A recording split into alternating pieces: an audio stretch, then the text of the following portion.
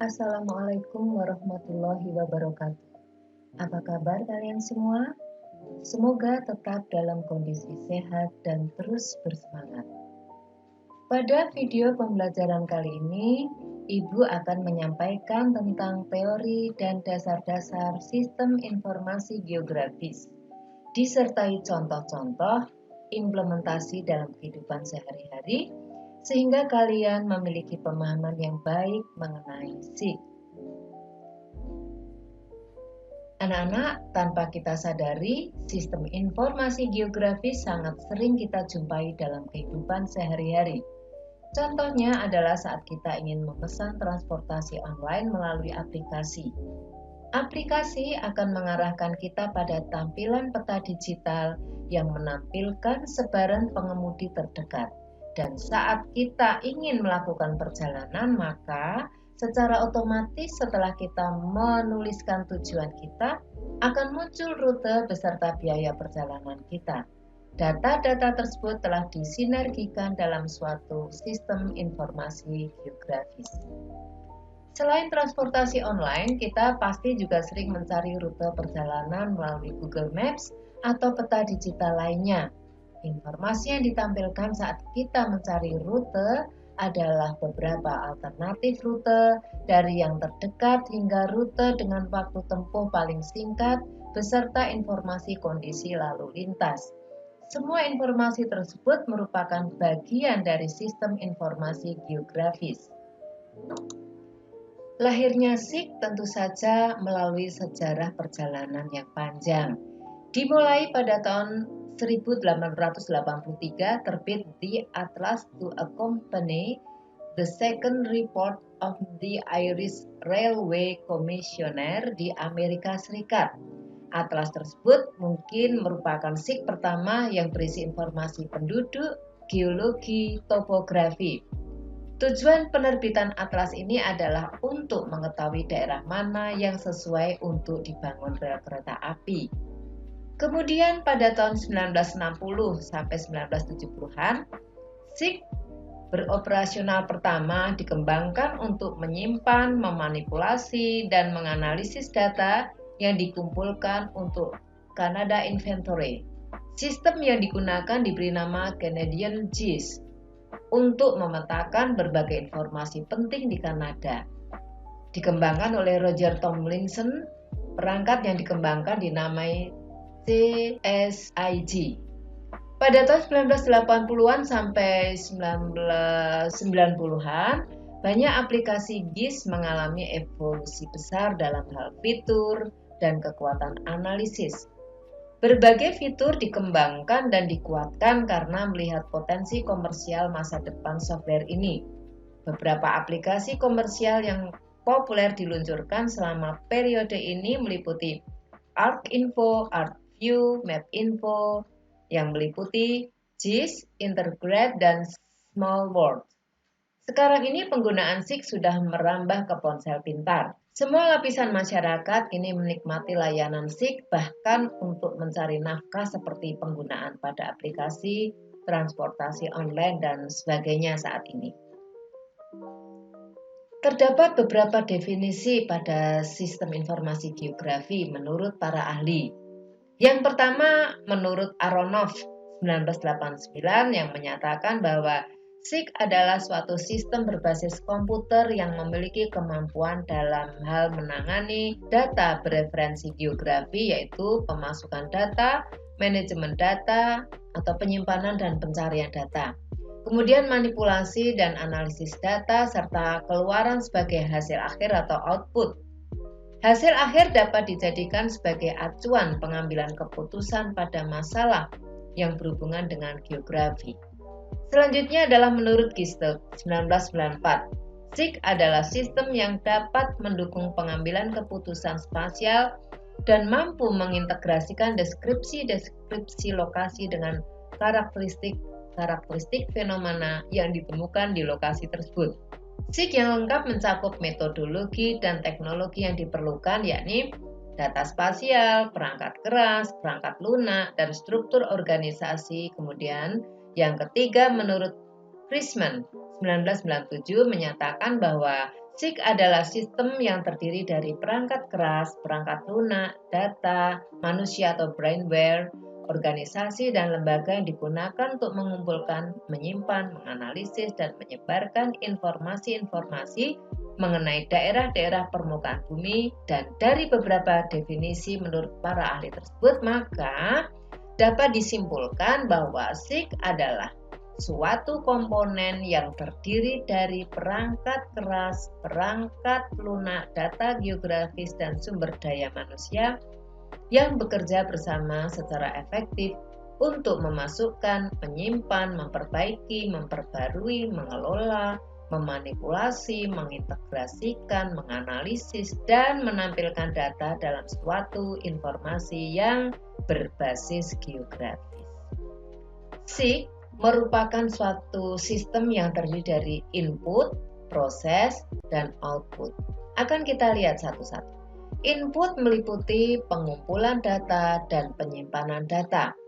Kemudian proses meliputi pengelolaan analisis, kemudian pengambilan serta manipulasi data.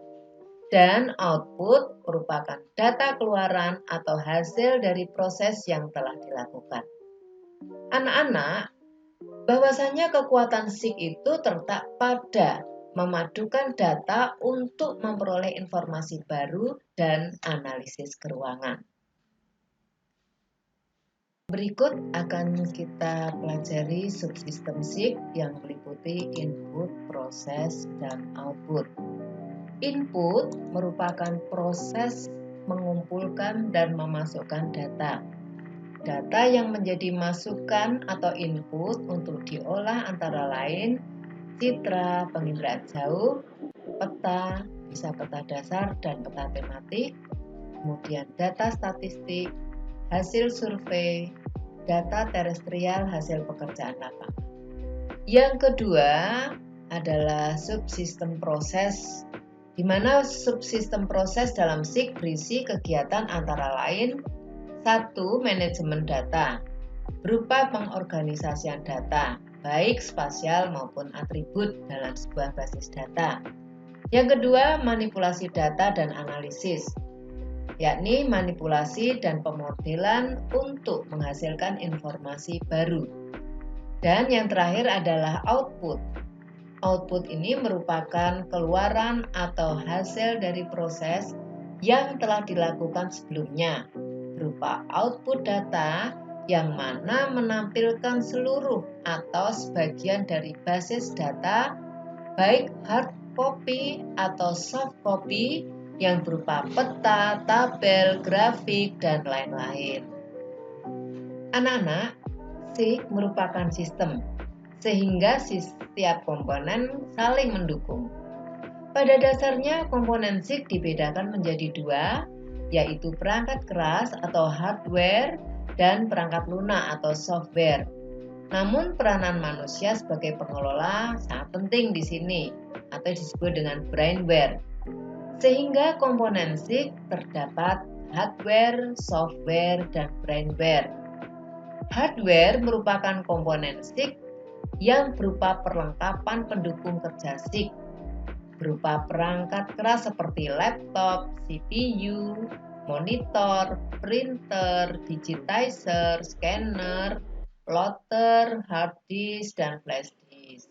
Kemudian software merupakan komponen SIG yang berupa program-program yang mendukung kerja SIG seperti input data, proses data, output data melalui program kerja komputer seperti MapInfo, ArcView, ArcGIS, QGIS, dan lain-lain. Dan brainware merupakan pelaksana yang bertanggung jawab dalam proses pengumpulan, proses analisis, dan publikasi data geografis.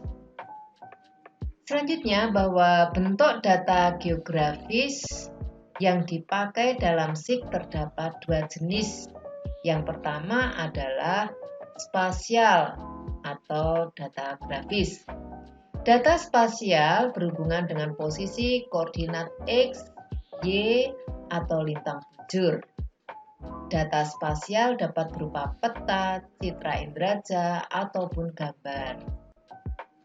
Kemudian, data atribut atau tabular atau non-grafis. Data ini memberikan deskripsi karakteristik data spasial, yang mana biasanya disajikan dalam bentuk tabel atribut.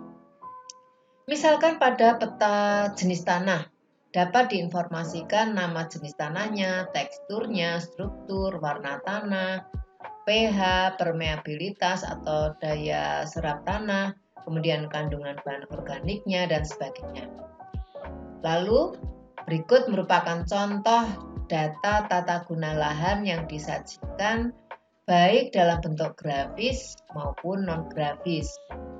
Bentuk grafis dari data tersebut berupa peta, sedangkan bentuk non-grafisnya yang di bawah itu adalah berupa tabel atribut yang berisi informasi dari data grafis atau peta yang ada di atasnya. Bentuk data spasial yang pertama adalah data vektor. Data vektor mempunyai koordinat X, Y, dan Z berbentuk titik atau poin, garis atau line, dan area atau poligon. Pada model data spasial vektor, garis-garis atau kurva sebenarnya merupakan kumpulan dari titik-titik yang saling terhubung. Begitu pula dengan poligon. Hanya saja jika poligon, titik awal dan titik akhirnya sama sehingga saling menutup dan membentuk suatu area. Kemudian vektor poin hanyalah X, Y koordinat. Setiap titik adalah nilai dari garis lintang dan bujur dalam kerangka referensi spasial tertentu. Vektor poin digunakan ketika suatu fitur terlalu kecil untuk ditampilkan sebagai poligon atau area. Misalnya, dalam peta skala global, anak-anak tidak bisa melihat garis-garis batas kota. Nah, dalam kasus seperti ini, peta sering menggunakan poin untuk menampilkan nama kota, dan fitur poin sering digunakan untuk menunjukkan lokasi tunggal. Garis sekarang. Garis adalah vektor yang menghubungkan antara titik koordinat. Fitur garis vektor di dalam peta sering digunakan untuk mewakili kenampakan sungai, jalan, dan jaringan pipa. Poligon biasanya digunakan untuk menunjukkan batas yang memiliki area, anak-anak. Karena memiliki area, dari data poligon ini nantinya bisa kita hitung luasannya, misalnya berapa hektar, berapa meter persegi, berapa kilometer persegi, dan sebagainya ya. Kemudian yang kedua, data raster ya. Data raster merupakan data yang berbentuk grid atau kotak dengan ukuran sama. Dalam sistem digital, satu kotak disebut piksel. Bila data vektor koordinatnya XY, maka koordinat data raster berupa baris dan kolom seperti tampak pada gambar ini. Dalam data raster, resolusi ukuran mewakili luas area permukaan bumi yang dapat direkam, anak-anak. Data raster ini biasanya lebih banyak diperoleh dari sistem penginderaan jauh atau remote sensing. Semakin kecil luasan permukaan bumi yang diwakili oleh satu piksel, maka semakin tinggi resolusi gambarnya. Selanjutnya, berikut ini ya, merupakan perbandingan dari data vektor dan raster seperti yang sudah kita bahas sebelumnya, bahwa gambar vektor berbentuk titik, garis, dan poligon yang mana semua bentuk tersebut berawal dari titik dan tergabung oleh titik-titik.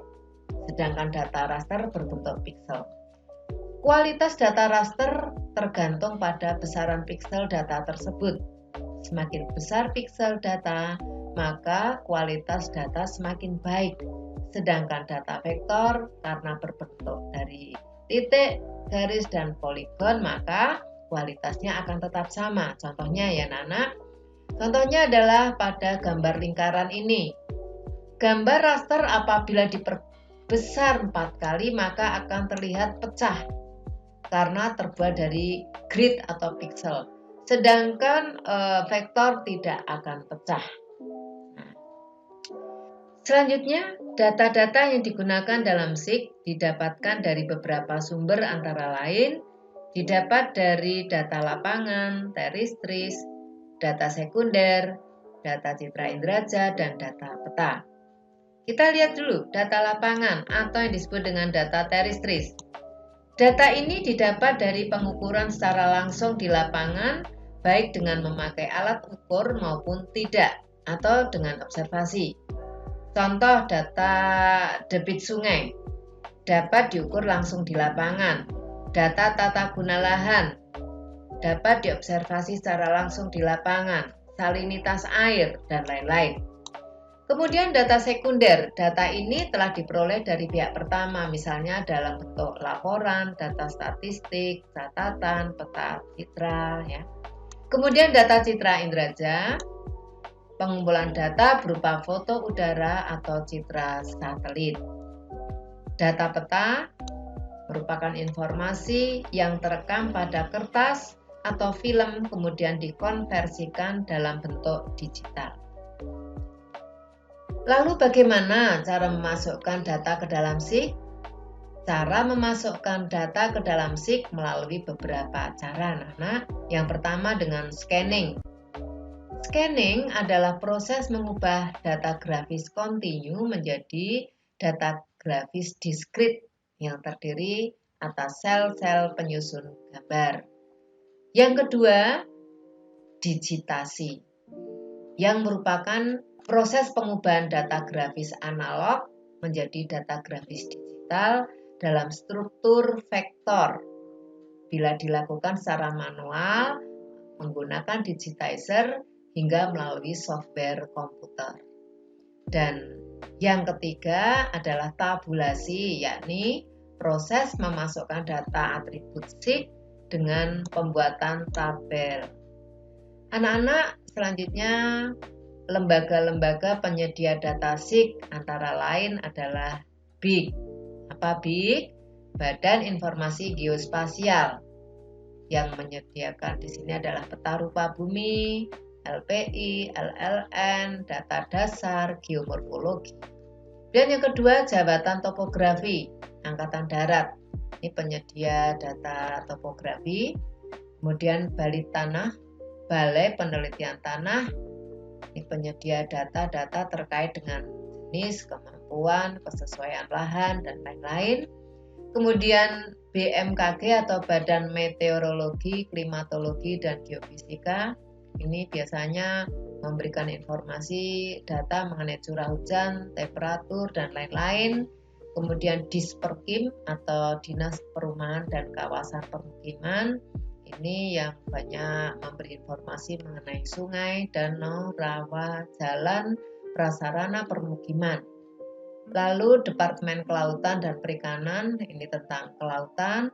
Kemudian Departemen ESDM atau Energi dan Sumber Daya Mineral, menginformasikan mengenai batuan dan mineral.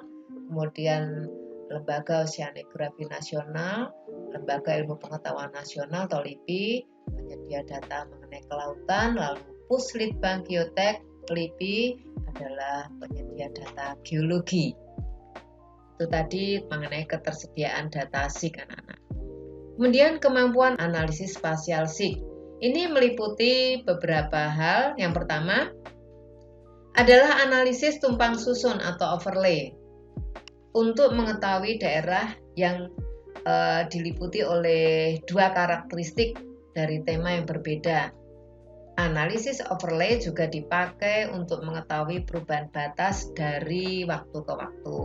Seperti pada gambar tersebut, itu ada beberapa overlay peta. Ya. Kemudian analisis sebaran atau distribusi dari suatu objek untuk mengetahui variasi pola dan jumlah atribut terhadap ruang. Lalu yang ketiga, analisis aliran atau flow. Di dalam suatu jaringan itu untuk menganalisis pola aliran, misalnya jalan raya, sungai, dan lain-lain. Lalu yang keempat adalah analisis 3 dimensi. yaitu analisis yang menampilkan 3 dimensi untuk lebih memudahkan pengguna dalam memanfaatkan hasil sistem informasi geografis. Lalu, apa sebenarnya manfaat SIG atau sistem informasi geografis bagi kita? Ternyata banyak sekali manfaat SIG dalam hubungannya dengan pelayanan berbagai kepentingan manusia anak-anak. Ini antara lain ya, yang pertama misalnya adalah untuk kajian bencana alam dan dampak lingkungan. Contohnya untuk pemetaan daerah bahaya bencana alam, gunung api ya atau vulkanisme, banjir, longsor, gempa bumi. Kemudian mitigasi bencana alam misalnya untuk zoning, evakuasi, penanganan korban bencana. Lalu untuk studi perubahan global lingkungan, misalnya dalam hal efek rumah kaca, kebakaran hutan, polusi tumpahan minyak di laut, lalu untuk juga kenaikan muka laut. Di bidang pendidikan anak-anak, SIG untuk pendidikan ini mampu menjelaskan melalui berbagai peraga, pemahaman bumi, serta program interaktif tentang sumber daya alam dan lingkungan hidup yang dapat dipelajari oleh kita semua ya. Kemudian di bidang kesehatan, misalnya adalah dalam hal kajian dinamika penyakit malaria misalnya, atau kajian dinamika penyakit demam berdarah, serta upaya-upaya preventif melalui sistem kewaspadaan dini atau early warning system. Lalu, manfaat SIG yang lain adalah dalam hal penetapan pajak bumi dan bangunan melalui pemetaan sumber daya alam, pajak bumi dan bangunan, desa, kota, perkebunan, mineral batuan, dan hutan. Evaluasi pelaporan oleh instansi ini terkait dengan penetapan nilai jual objek pajak. Selanjutnya mari kita lihat kekurangan dan kelebihan SIG dan juga peta anak-anak. Nah, kita perhatikan dulu ya kelebihan dari SIG. Yang pertama ini sangat efisien untuk lapisan peta yang baik. Yang kedua cepat dalam hal cek update data.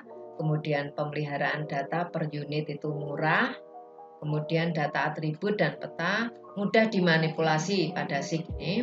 Kemudian juga kelebihan SIG adalah interaktif antara peta dan komputer. Lalu apa kelebihan peta?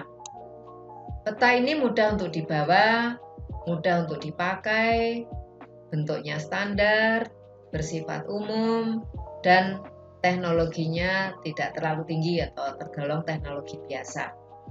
Di samping kelebihan itu tentu saja punya kekurangan ya antara SIG dan peta. Karena kekurangan SIG itu apa saja? Yang pertama biayanya tinggi karena diperlukan perawatan, pemeliharaan atau maintenance yang terus-menerus. Lalu pada awalnya memerlukan biaya yang tinggi. Perlu ahli, perlu keahlian khusus, kemudian kompatibilitas data yang tidak mudah atau agak sulit, kemudian output hard copy dalam skala peta mahal. Lalu kekurangan peta, bahannya itu mudah rusak atau tidak stabil, biaya tinggi waktu updating, formatnya agak ruwet, memakan tempat untuk menyimpan, dan susah untuk memperbarui. Nah, itu tadi ya anak-anak kelebihan dan kekurangan. Kemudian kita akan menuju kepada contoh SIG dalam kehidupan sehari-hari. Yang pertama misalnya ini untuk pemetaan bahaya rawan longsor. Apa coba peran SIG? Nah, untuk pemetaan daerah dengan potensi bahaya longsor ini dengan menggunakan SIG, maka diperlukan peta-peta dasar sebagai input data. Peta apa saja itu? Nah, untuk potensi bahaya longsor diperlukan satu, peta intensitas curah hujan. Ini memberikan informasi mengenai sebaran tinggi rendahnya intensitas curah hujan pada daerah tersebut. Yang kedua, diperlukan peta kepekaan erosi. Kita lihat contoh ini, yang berwarna coklat tua itu merupakan daerah paling peka terhadap erosi, artinya kawasan ini mudah sekali terjadi erosi. Kemudian warna oranye itu kawasan yang agak peka terhadap erosi, dan yang putih kawasan yang potensi terjadinya erosi paling rendah. Lalu peta yang ketiga untuk pembuatan ini ya, pemetaan daerah rawan longsor adalah peta kemiringan lereng. Topografi wilayah tersebut ditunjukkan dengan gradasi warna yang menjelaskan tingkat kemiringan lereng, di mana warna merah tersebut menjelaskan kawasan yang paling tinggi tingkat kemiringan lerengnya, itu sebesar 40% anak-anak, sehingga ini nampaknya agak curam daerah itu. Nah, dari ketiga peta tersebut kemudian diproses melalui overlay, jadi di-overlaykan atau ditumpang susunkan sehingga menghasilkan output berupa peta bahaya rawan longsor. Di situ warna hijau merupakan kawasan dengan potensi longsor yang rendah, dan yang warna merah itu adalah kawasan dengan potensi longsor yang tinggi. Dan hal ini bisa menjadi dasar pengambilan kebijakan dalam berbagai hal, misalnya dalam hal tata guna lahan atau dalam hal penempatan pemukiman penduduk. Nah, satu lagi ya anak-anak, contoh aplikasi SIG misalnya tentang pemetaan harga lahan. Nah, untuk pemetaan harga lahan diperlukan input berupa peta-peta. Satu, peta status lahan. Apakah lahan tersebut sebagai lahan hak milik atau lahan atau tanah negara. Kemudian yang kedua, peta buffer jalan. Nah, anak-anak perlu tahu buffer itu apa? Buffer merupakan alat dalam pembuatan peta untuk membuat suatu batasan area tertentu dari suatu objek. Misalnya, pada slide ini adalah buffer jalan. Buffer jalan dilakukan untuk mengetahui jarak atau jangkauan lahan dari jalan utama, ditunjukkan dengan angka 1 sampai 3. Semakin jauh lahan dari jalan utama, maka diasumsikan harga lahan itu semakin mahal. Pada peta ini menginformasikan tentang jalan SHP dan buffer ya, 1, 2, 3. Kemudian yang keempat, dibutuhkan peta lokasi lahan di kota. Peta ini menggambarkan kawasan CBD atau Central Business District dan juga kawasan perkotaan pada umumnya yang warnanya hijau ini. Nah, ketiga peta ini kemudian diproses melalui proses overlay atau tumpang susun dan menghasilkan peta pemetaan harga lahan, di mana dapat dimunculkan kawasan-kawasan dengan harga lahan mulai dari yang agak mahal hingga yang sangat mahal dan juga tanah negara. Baiklah anak-anak, contoh-contoh tadi mudah-mudahan bisa memperjelas kalian ya tentang sistem informasi geografis. Demikian anak-anak semua, semoga penjelasan tadi dapat menambah wawasan kalian khususnya tentang dasar-dasar SIG hingga ke tingkat penerapannya. Akhirnya Ibu ucapkan sukses untuk kalian semua dan tetap jaga kesehatan ya. Terima kasih. Wassalamualaikum warahmatullahi wabarakatuh.